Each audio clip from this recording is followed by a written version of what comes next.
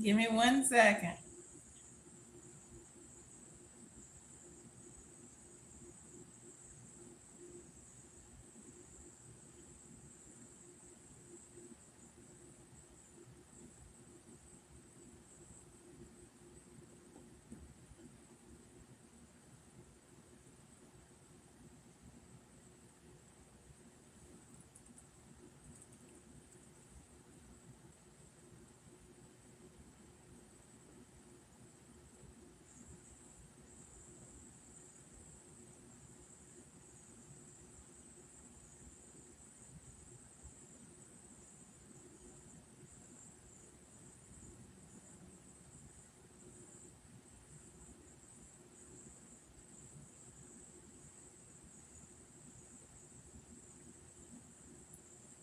Don't go anywhere. I'm coming. I'm coming.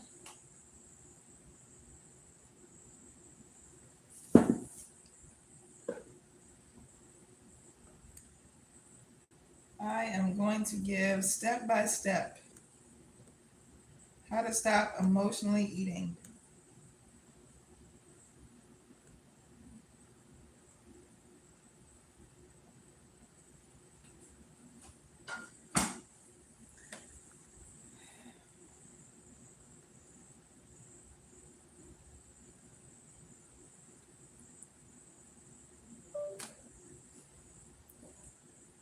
It's my fault.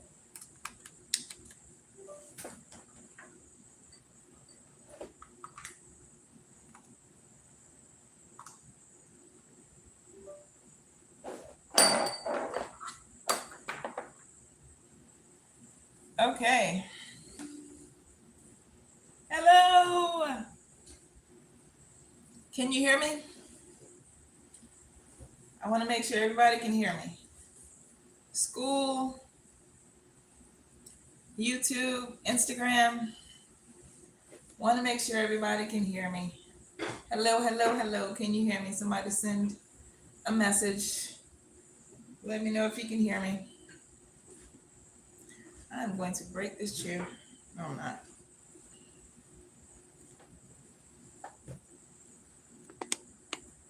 All right. Can you guys hear me? Hello, hello, hello. Savage hearts. Woo! Savage hearts. Are you a savage in these streets? Are you breaking hearts in these streets? Is that what that means? Can you hear me?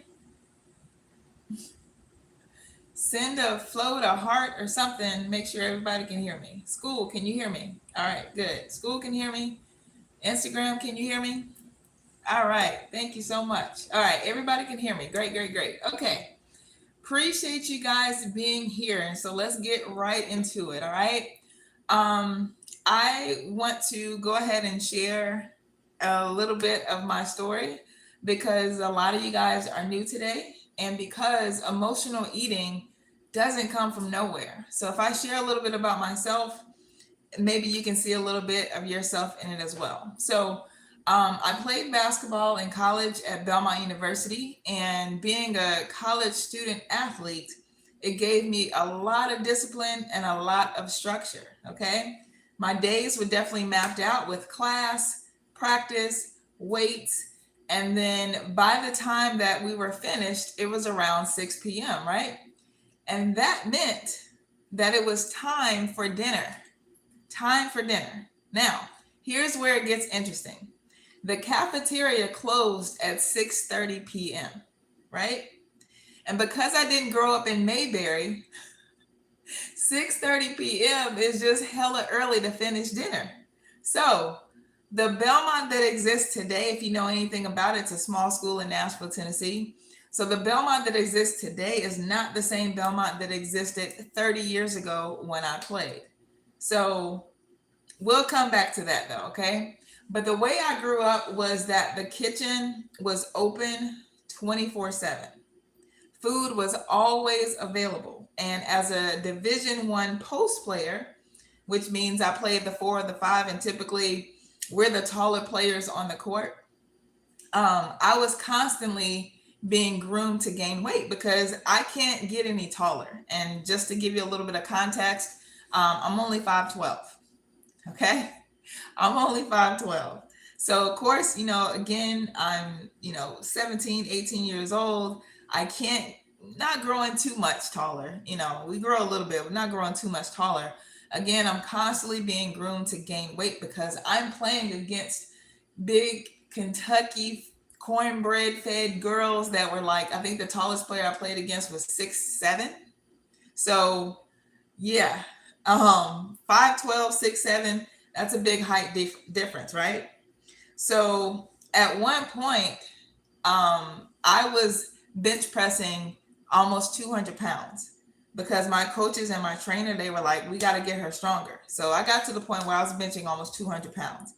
And back then, I truly believed that you needed to eat a certain way to gain weight and to also get stronger. Just like today, I hear a lot of people, where you get your protein, gotta have protein, right? So I had a certain mentality that you gotta eat a certain way and get a certain amount of proteins and all these other things in order to gain weight and get stronger. So after that hella early 6:30 p.m.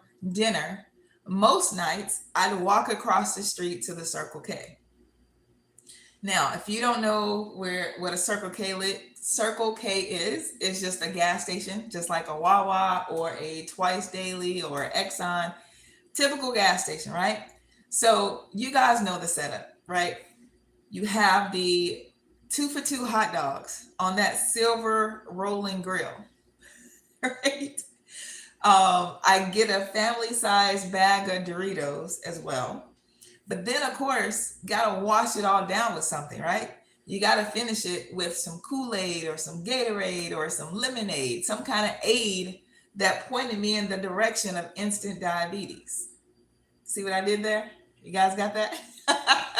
Exactly. An aid to help me in that direction that I didn't want to go, but I didn't know it back then. But of course, the next morning, not done. Next morning, all within just a few hours, I had 3 waffles or 3 pancakes, depending on what the cafeteria had, 3 scrambled eggs, 3 pieces of bacon or 3 sausages, depending on again on what the cafeteria had. And then on top of that, I would have 2 Slim Fast. Is that product still around? I don't know. But most of my audience, yes, you guys know what Slim Fast are, right? So I see some of your faces and you're like, how does that make sense? Yes, Slim Fast. I talk a lot about dark psychology in my private group on Skool. If you guys want to know a little bit more information on some of the psychological games that food marketing does with us, and we don't realize it, but essentially the front of a package of food is for entertainment. The back of the package is for more education. Okay. So at the time, I thought I was doing something that I needed to do because that whole kind of meal on top of 2 Slim Fast, that actually helped me gain weight. And it worked like almost immediately. So if anybody's trying to gain weight, I don't necessarily suggest that. We could talk about some other things, but that method definitely worked. But most people that I'm around are looking to lose weight, right? Slim Fast, a can of Slim Fast, there's nothing magical in that can that's going to help you lose weight. It is a meal replacement. So since I was having a whole plate of food plus 2 Slim Fast, I was basically eating 3 meals at one time. Okay, so that's how I gained the weight rather quickly. So at the time that I was doing this, I didn't realize that I was creating a lifestyle of habits that wouldn't benefit me when I get older and when I graduated and finished playing, right? The habits that I was creating then, it became a way for me to feel in control, find comfort after losing a game, especially, or getting a bad grade. It also helped me quiet my thoughts during the stress of being a student athlete. And I didn't have the language for it back then, but what I learned later was this: food wasn't the problem. Food was just a translator. Okay? Now stay with me. Emotional eating, it's not a weakness. It's just pure communication. Here's how life here's how life be lifing. All right, let's just talk about that. Okay, the body seeks relief.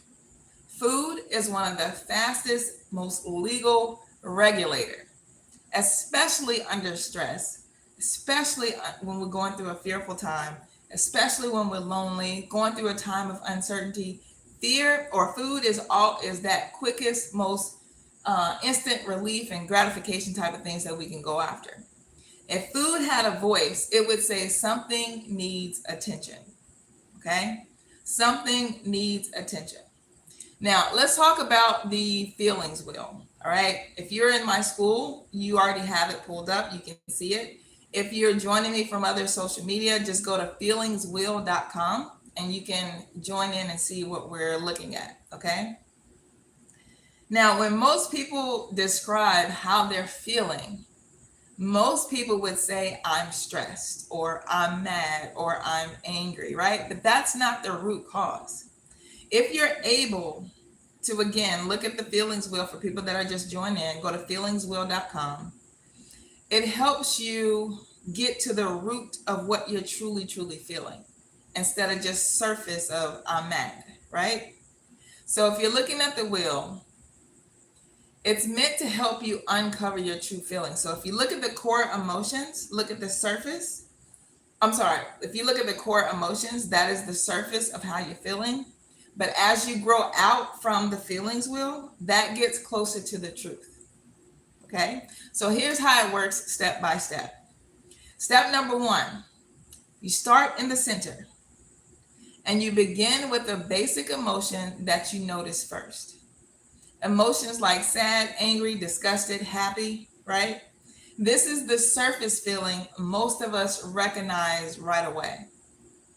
When you go to step number 2 and you grow a little bit more outwardly, this helps you find more specific feelings that are connected to the inner part of the circle. So for example, sad may turn into lonely.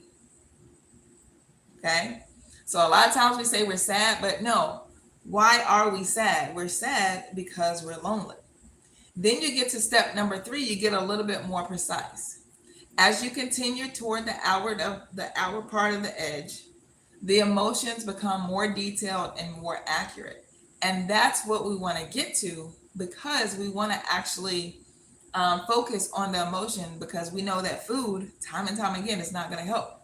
So you started at sad, then you got to lonely, and then lonely might become abandoned or isolated. You see how the two are connected, right? Yes. So this is where clarity lives. Okay? When you get more clarity, you can go from be sitting up in my room, back here thinking about you. I must confess, I'm a mess for you. Right? You can go from that to now you can go to step 4 and notice the intensity. The colors on the wheel often reflect emotional intensity. So the lighter shades represent milder feelings, while the darker shades signal the stronger ones. This helps us understand not just what you're feeling, but how strongly you're feeling it. And again, if you're in my Skool, I give you a lot of prompts to help begin with your journaling. So guys, in my Skool, when you see me with those prompts, don't just read it and be like, ooh, yeah, that's a good thought. No, it's actually a prompt to get you to start writing out your feelings. And once you start writing out your feelings, the emotions start to lift up and out. And we don't necessarily have to gravitate toward food anymore. Okay? And that's what we want to do. So that's step 4 within one giant step. Okay? So once again, while the feelings wheel is so helpful, it helps you build awareness. A lot of times we're just moving through life and we're not aware, we're not paying attention. So the feelings wheel will help us slow down. It helps us recognize what's really happening beneath the surface instead of lumping everything into good or bad. Okay?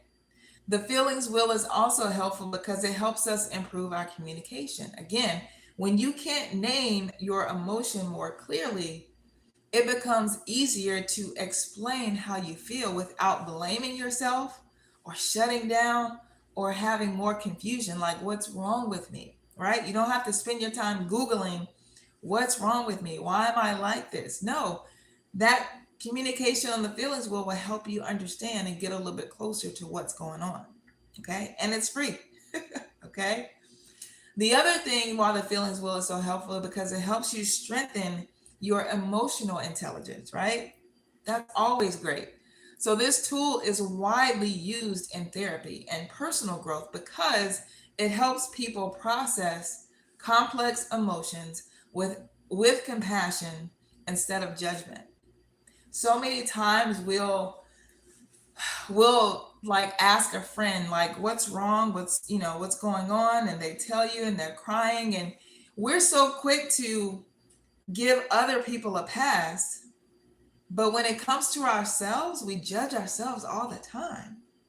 So let's get from a place from growing from that to where now we can start to understand ourselves. Okay, so let's look at the wheel again and let's focus on fear, because that's where a lot of my clients are fearful of something and they may not even realize it. So stay with me, okay?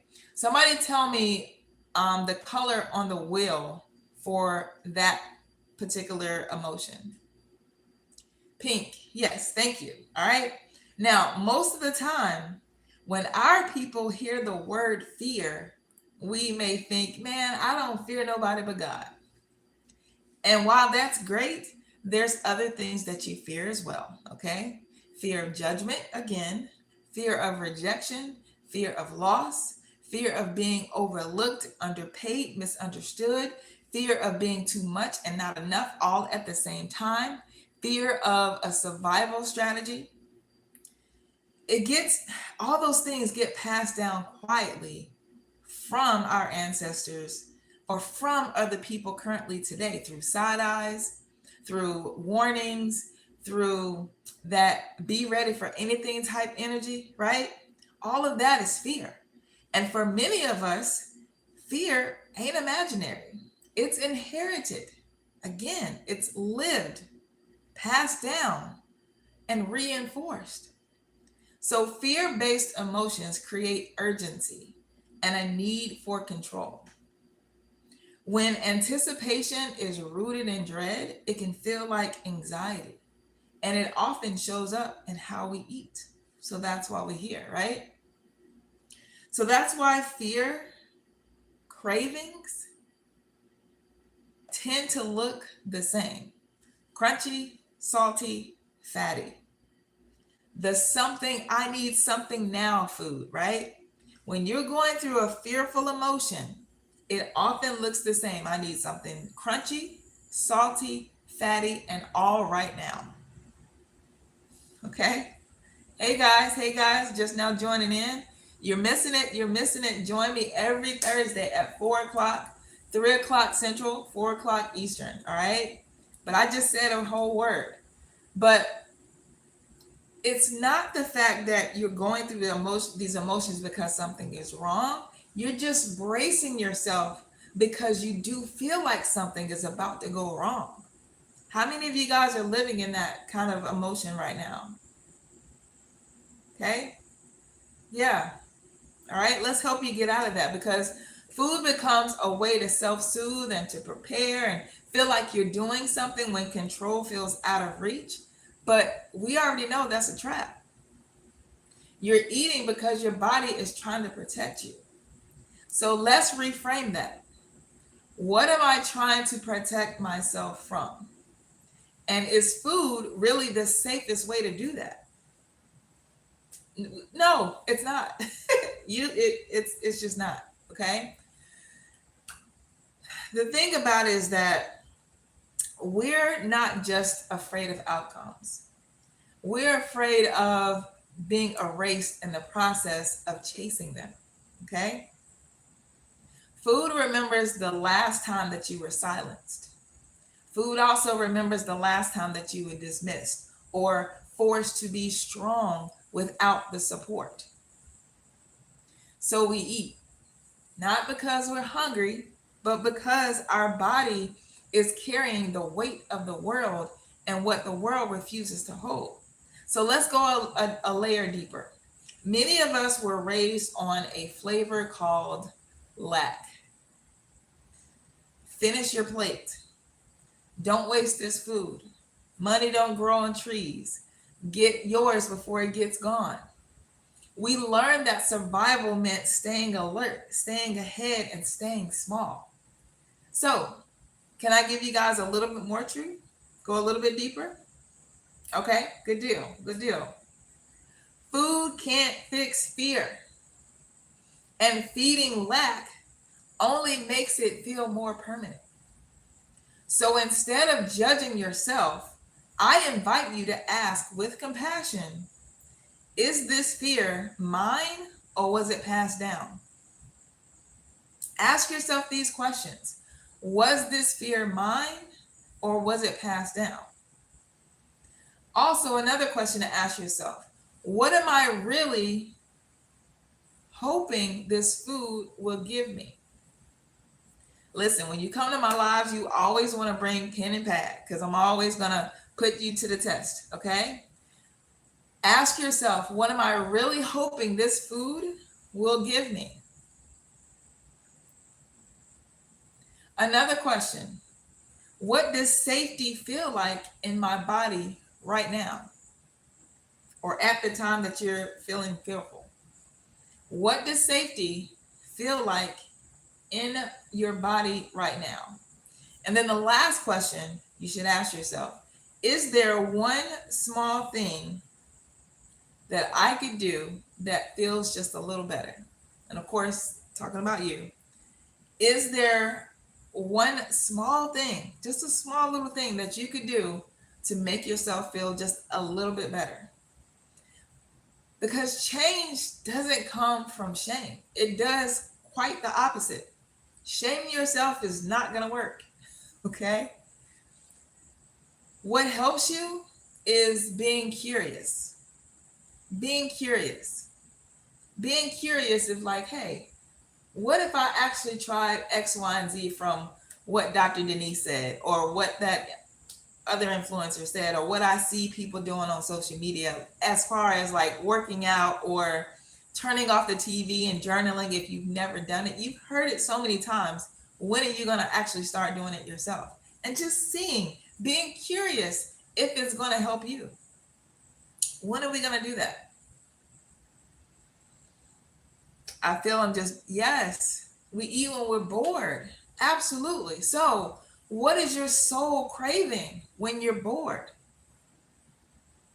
There's something that we eat out of habit. Absolutely. There's something that our bodies is craving for. And it's rarely ever about true hunger. Okay? Yes, I got my pot of beans boiling in the back. Because by the time I finish talking to you guys, it's going to be time for me to eat dinner because I'm going back to what I used to do when I was in college when the cafeteria closed at 6:30. But we're going to come back to that, okay? Stay with me. So every time you pause, instead of going on autopilot, you weaken that old habit loop, right? So I'm talking to you that was talking about I eat out of habits. Every time you just pause for a second and just breathe,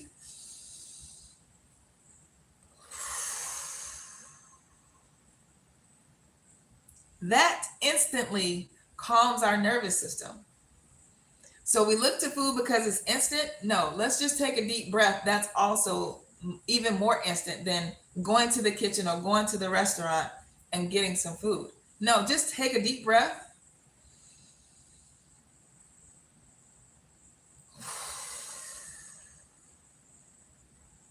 That will begin you weakening the old habit loop. What it also does, it brings your awareness back online. It also gives you an awareness on a whole nother level where it raises your conscious, and then it creates a better choice. You don't have to fight fear. I promise you guys, you don't have to fight it. You just have to notice it and say, I see you. Okay? Then you start calling it out. This is fear. This is, a little bit of stress, which stress again gets you closer to. It's like, okay, I'm thinking about it's close to the first of the month. So I'm stressing out about how I'm gonna pay my rent, my mortgage, or these other bills, right? Food ain't gonna fix that. It's just not. And it's gonna make you think that it's making you feel better, but it's also not. Okay. So when you call out fear, like, oh, okay, I see you, then you get to breathe again, and then you get to choose a better solution. So here's another interactive prompt. What emotion usually shows up right before you eat when you weren't even hungry? Okay. Let me ask you guys again. What emotion usually shows up right before you eat when you weren't hungry? Absolutely. Yes, you're welcome. You're welcome. You're welcome. Right. Yes. Outside of fear, outside of stress. Um, you think about the last time that you ate, when you ate a particular food, it makes you happy. We dance when we're about to eat something that we know tastes good. So what Joe Dispenza says is emotions are a record of our past. So if we're eating something or about to eat something, just the thought of eating something can make us want to dance and get happy because we remember the last time we tasted. Okay? But here's the thing. There's a new loop that we can um get on track for, and it's a trigger, behavior, and reward. So emotions are what happens in our bodies first, again, because it's all about memory. They show up automatically before we even think about it. And the feelings are the words that we use after to explain that's what emotions feel like, right? So think of it this way. Emotion is basically the alarm going off. And the feeling is what we have to say about it. So here's an example. You hear a loud noise and our heart just jumps. Our stomach may tighten because we're just afraid. And let's just, to give you more context, let's just say it sound like a gunshot. Okay. So the emotion is fear. Then our brain says, I feel scared. I feel nervous. I feel unsafe. Those are the feelings. What's going to bring you back calmer? Say you're walking with a friend and the friend says, oh, that was just a car backfire. What happens then? Your feelings start to calm down because you feel more safe. And you're like, okay, it wasn't a gun. It was just a car backfiring. You can direct your thoughts into those directions when it comes to food. Okay? Let's show you how to do that. All right? The trick is all about getting 1% better. Most people try to change their food by changing everything, throwing away all their snacks from their cabinet and all this kind of stuff. No, small shifts compound. Emotional eating doesn't need a food overhaul. It just needs interruption. So this ain't about being perfect. And if you came here to, because you're perfect, I don't even want you here. Okay. This ain't about being perfect. You just need to be aware just one moment earlier than the reach toward food. So here's some examples. Pause before let me say it again. Pause before the pantry. Before you get off your couch and you get to the pantry, just pause for a second. Just pause. Then take a deep breath and then ask yourself one question.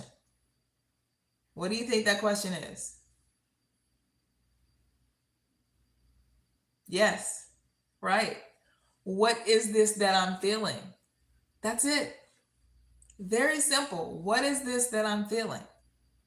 Then it's the desire to want to eat something crunchy, salty, or fatty. It's not going to magically go the way until you repeat some other things, some other tools that I'm going to give you before we finish here. It's not going to melt away automatically just for the first few times that you do it.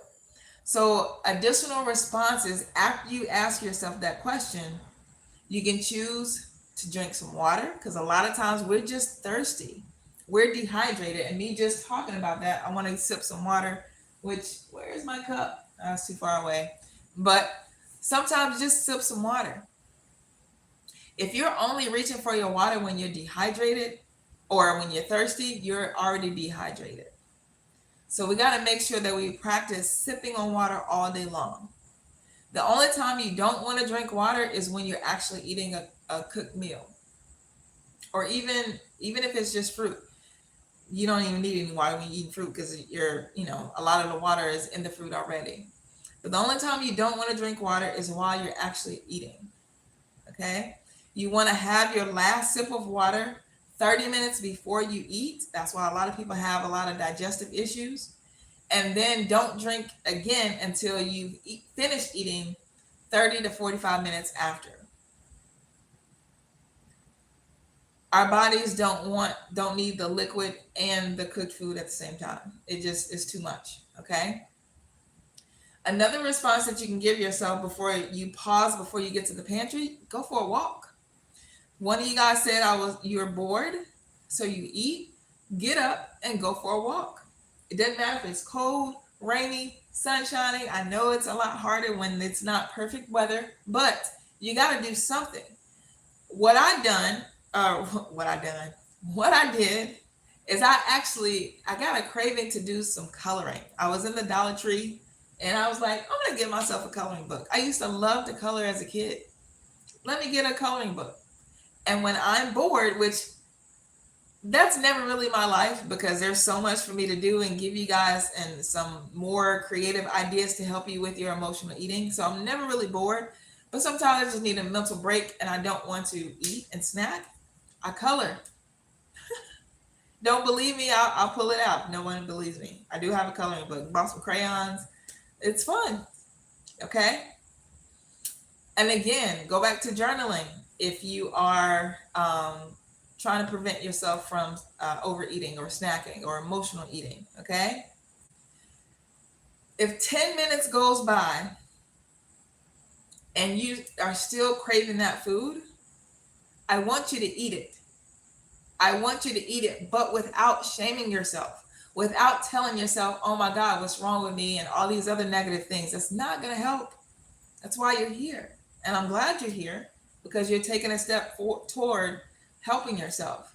But constantly shaming yourself and feeling guilty about eating something, it's so many different things that are against us to make us want to overeat. So it's not your fault. Okay.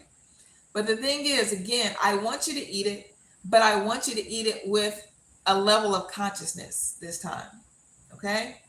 While you're eating that chip, let's just say, I want you to really taste it. Not mindless eating. I want you to take that chip and actually bite into it and chew it and see how it's making you feel while you're eating it. There's a lot of foods that I used to love that when I started paying attention to how it actually tasted, I'm like, oh my, this doesn't even taste good anymore.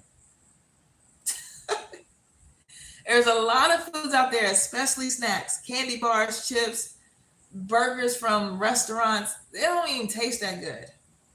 But we don't realize it because we grew up eating it. And as a kid, you kind of have to because we're not paying any bills. We're not paying for it. We just get used to, that's how habits build because we just do stuff that we see other people doing or the way we grew up, and you just keep on doing it until you get that interruption. But of course, we're talking about 1% better, so it can happen on the reverse side as well. So still eat that food, but pay attention how it tastes when you're eating it. Okay? Here's another cheat code. Daily meditation. That has been a lifesaver for me. And I've heard of meditation for years and years and years. I went to a PWI. So we had classes that were about meditation. And I'm just sitting there feeling out of place because I'm pretty much the only Black person in class. And everybody's just full of Zen and doing all this kind of stuff. And that, again, I'm talking about, I was in college 30 years ago. So meditation is nothing new. It's been around hundreds of years. But it just didn't feel right for me. I couldn't connect to it.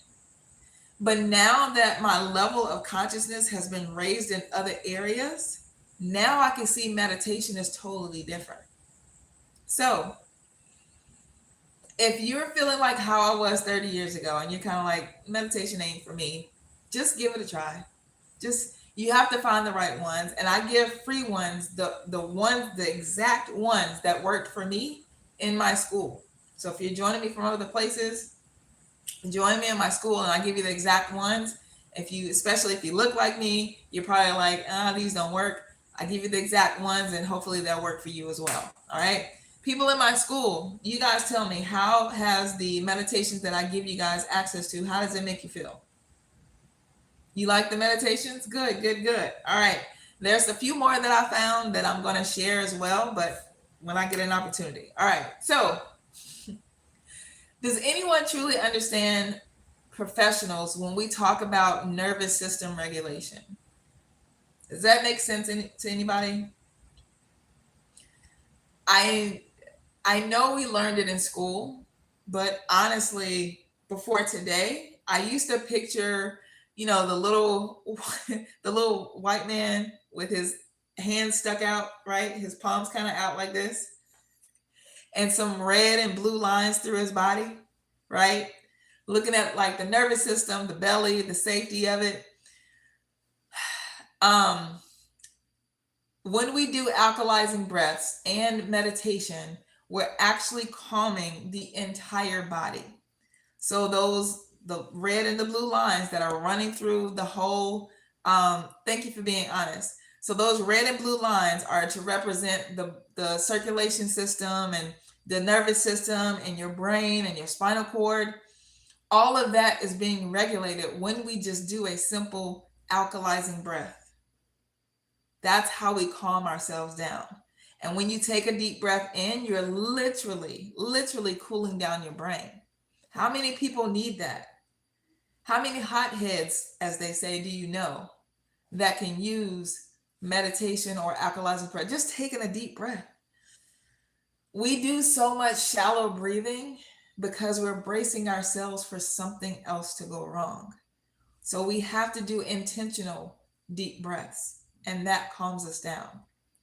I used to be a hothead, and now when things happen, I'm just like, okay, all right. And then my brain automatically switches to, okay, is there anything that I can do right now for it? If not, it's out of my control. All right. So I don't even really go into the whys anymore.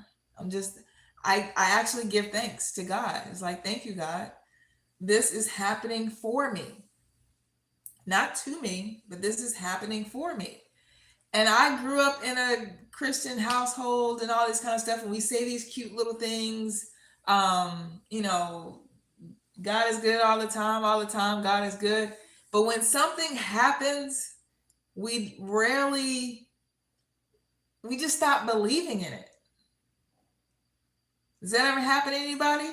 Right? It's easy to believe these things when things are going well. But how many of us can truly believe it when things are not going so well? Okay? Meditation, alkalizing breaths help with all of that. And you have to put it on your calendar or on your phone. I have 5 timers that go off on my phone throughout the day, every day, that forces me to take a deep breath. I mean, it doesn't force me, but it reminds me to take a deep breath. And I stop whatever I'm doing to take a deep breath. That's how I've practiced to get to a place where I'm not emotionally eating anymore, emotionally reacting anymore.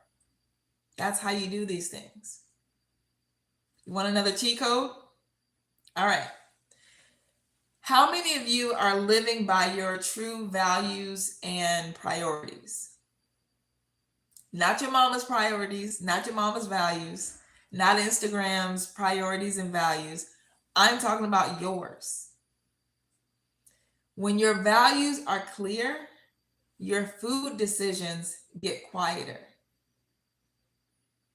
And if you're having a hard time like being consistent with understanding that, then you have to find a way to link with what you say you want to your health. So if eating cleaner or eating better, eating healthier or working out just feels so foreign to you, no worries. I get it. Whatever you say you value in life, you have to figure out a way to link the two. And that's how you will be able to see better value into eating better and working out. So you know how people say you got to find your why? Well, your why you may not be excited about eating beans and rice and greens. Okay, can you see my stack of greens? Ready. I can't wait to boil those. Okay. I actually crave this kind of food now. When I used to crave um, BK Big Fish, that was one of my favorite sandwiches from a fast food restaurant. I don't like to name brands or anything like that, but yeah. But now I crave this. Okay. And I want to get you guys there too. All right. Cheat code number 3, Kabbalah 1. Go to Kabbalah1.com. This ain't about gaining, a deeper religion. This is about gaining more awareness. Okay. It's about spirituality. Spirituality and religion is not the same thing. Whatever you believe in, whether you call it God, higher self, universe, spirit, whatever. Okay. Kabbalah is ancient wisdom that helps us make the connections for the whys. The why are we here? Why did you meet a particular person? Why did you marry this particular person and it didn't work out? Why did they play a part in my movie? All those kind of things. It helps us understand on a whole deeper level that 30 years of going to, the church I used to go to. Okay. So Kabbalah1.com is absolutely free. I love it. I found it about a little over a year ago, and it has changed my perspective on a whole lot of things on a whole nother level. Okay. Those are my top 3 cheat codes, right? And it's one of the most simplest things that you can do. They don't cost anything at all. And if you find yourself not doing any of those cheat codes that I gave you, you probably need a community, which is why Skool, again, I am appreciative of you guys being here.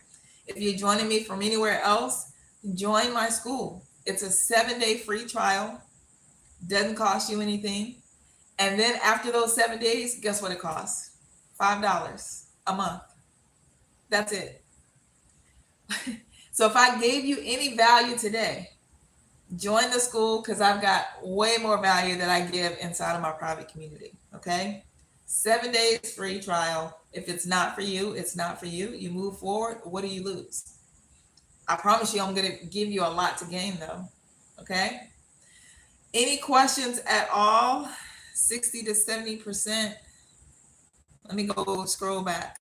Let's see. Oh, how did this connect to, I think somebody, yeah. Okay. Sorry.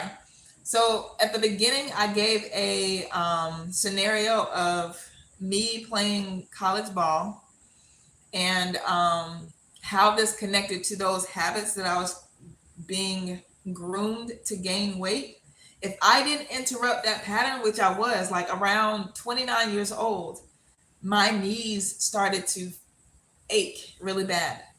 And arthritis runs in my family.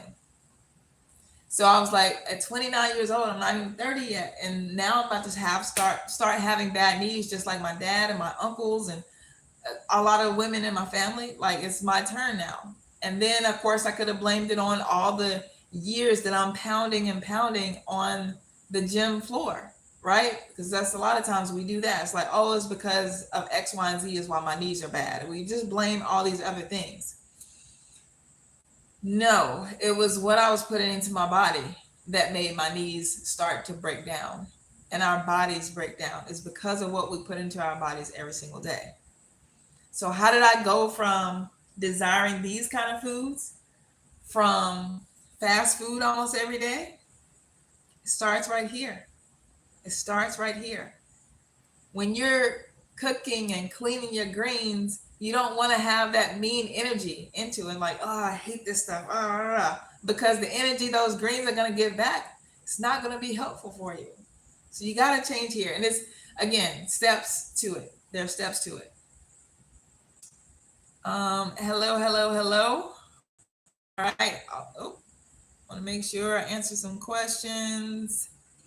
That's very cool. You play basketball. I love basketball and coach it for many years until I couldn't coach it. Okay. All right. Good deal. There's some other coaching that you can do, just like with what I'm doing. I'm kind of coaching you guys into living a healthier lifestyle. I think I just think I'm living in the habit of it.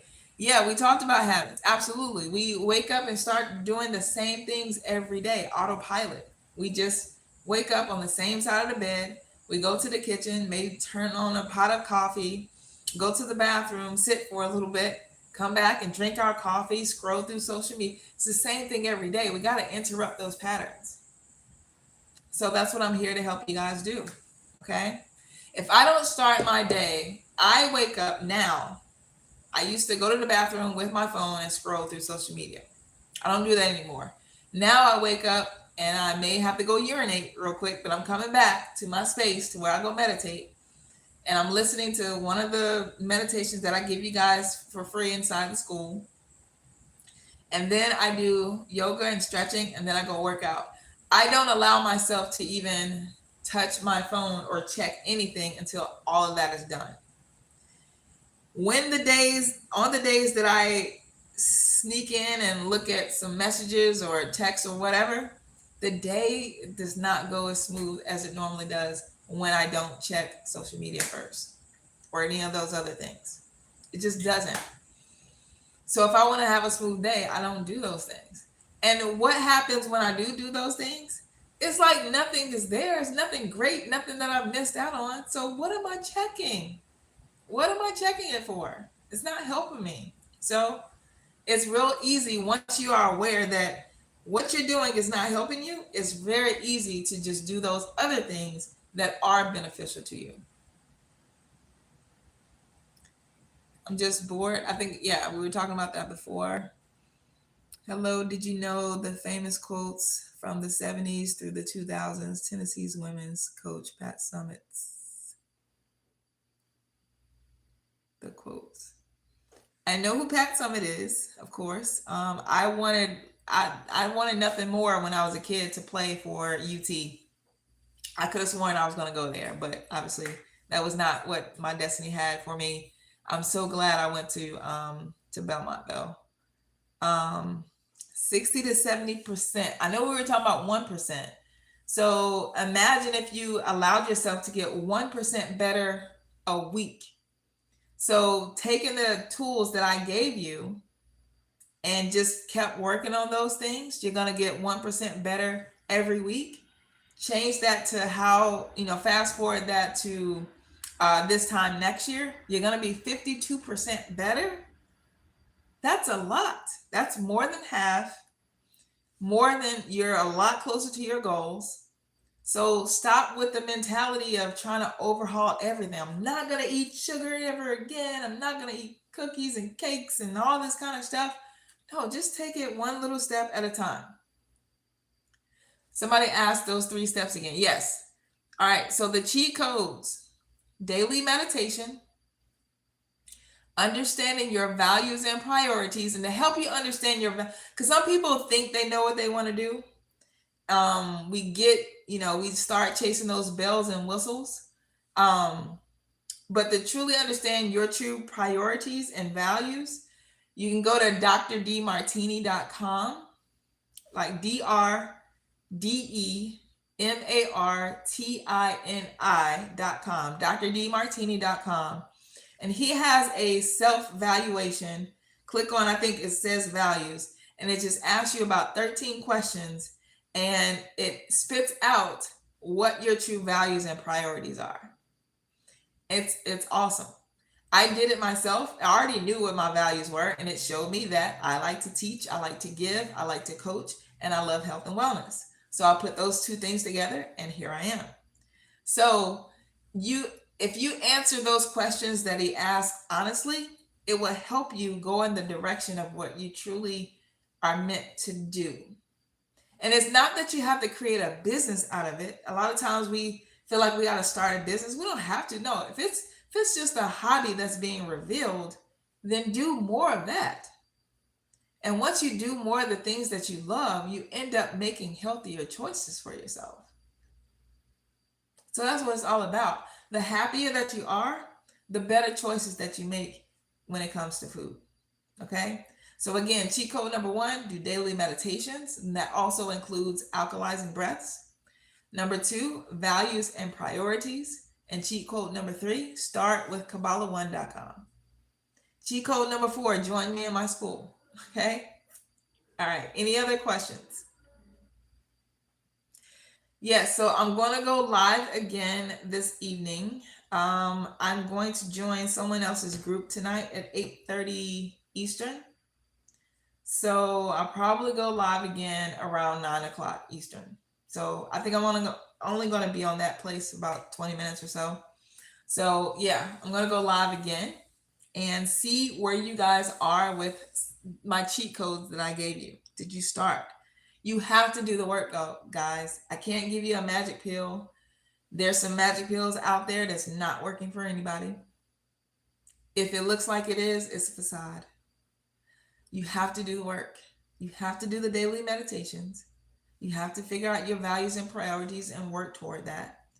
And go to Kabbalah 1 to help you understand why you are the way that you are. Okay? All right. I'll see you guys next time. Thanks for joining me.